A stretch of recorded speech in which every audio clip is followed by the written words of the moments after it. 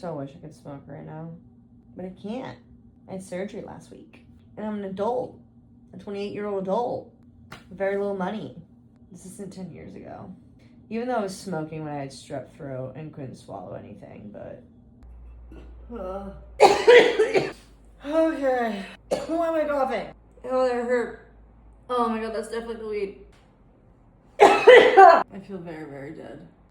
Oh yeah. Yeah, that's a strep. No. Oh, my throat's on fire. I can't swallow. Why did I do that?